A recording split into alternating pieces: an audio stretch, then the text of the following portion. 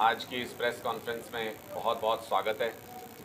जैसा आप सबको पता है कि पूरे हरियाणा में 11-12 ज़िले ऐसे हैं जो पूरी तरह से बाढ़ की चपेट में हैं और किसानों का बहुत ज़्यादा नुकसान इस बाढ़ में हुआ है। करीब करीब 5 से 6 लाख एकड़ ज़मीन ऐसी है जो बाढ़ के पानी के नीचे है और वहाँ पे फसल बचने का कोई चांस नज़र नहीं आ रहा है। इस बीच में जो सरकार का रवैया है वो बहुत ही निराशाजनक है। मैं लगभग हर एक डिस्ट्रिक्ट में जाके आया हूँ जहाँ जहाँ बाढ़ आई हुई है, जहाँ जहाँ किसान परेशान हैं, जहाँ जहाँ गांव के लोग परेशान हैं। एक छोटी सी मांग जो गांव कर रहे हैं, जो कट गए हैं बाहर आबादी से, उनका कहना है कि एक बोट एक गांव के लिए उपलब्ध करा दीजिए।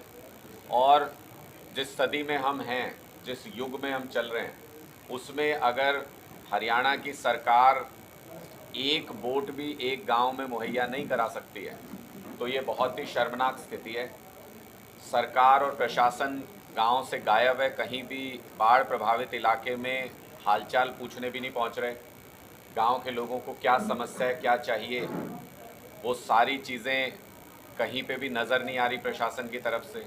और सबसे बड़ी बात कि किसान को लगभग अपने हाल पे छोड़ने जैसी स्थिति है, क्योंकि मुख्यमंत्री ने जब ये बताया 2 दिन पहले प्रेस कॉन्फ्रेंस में कि 4 लाख एकड़ ज़मीन डूबी हुई है, तो साथ ही बोले कोई नहीं, 2-3 दिन में पानी उतर जाएगा, उसके बाद कुछ फसल बच जाएगी, कुछ किसान दोबारा लगा लेगा।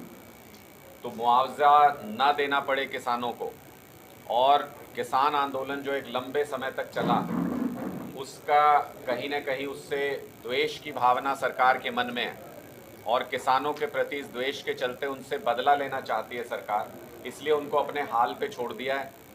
हमने ये मांग की थी कि 100% नुकसान मान करके किसानों को तुरंत प्रभाव से मुआवजे का ऐलान करना चाहिए।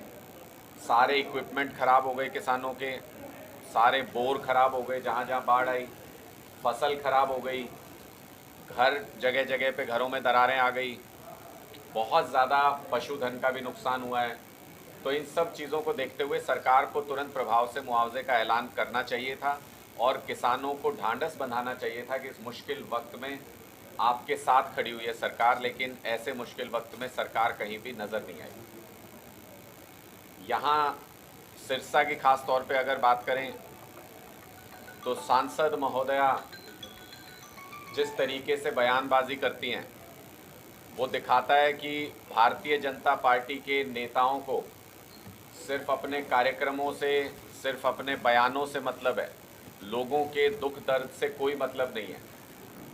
जिस तरीके से उन्होंने बिना कोई तर्क दिए हुए ये कहा कि पंजाब की वजह से बाढ़ आ गई, पंजाब अपने यहाँ कोई पानी पैदा तो करता नहीं है, कोई तर्क होना चाहिए था।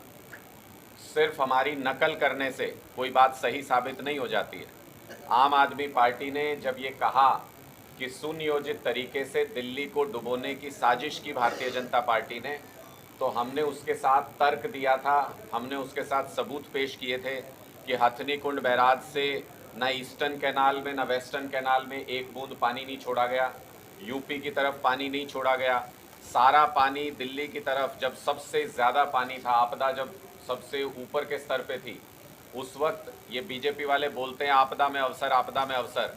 इन्होंने उस वक्त उसमें राजनीतिक अवसर तलाशने की कोशिश की, किसी तरह केजरीवाल जी को गाली दे सकें, आम आदमी पार्टी को नीचा दिखा सकें, इसलिए इन्होंने सारा पानी मेन स्ट्रीम यमुना में छोड़ा। दिल्ली को डुबोने का मन में इनके ख्याल था, लेकिन कहते हैं कि जो दूसरे के लिए गड्ढा खोदता है वो खुद उसमें गिरता है। सिर्फ दिल्ली में नुकसान नहीं हुआ, दिल्ली की तरफ जाने वाली मेन स्ट्रीम में सोनीपत, पानीपत, करनाल से लेके यमुनानगर तक करीब 8 जगहों पे तटबंध टूटे, जिसकी वजह से हरियाणा के सैकड़ों गांव भी बाढ़ की चपेट में आ गए। मुख्यमंत्री जी ने अपनी घटिया सोच के चलते, राजनीतिक द्वेष के चलते हरियाणा के भी हज़ारों लाखों लोगों को संकट में डाल दिया, बाढ़ के संकट में डाल दिया।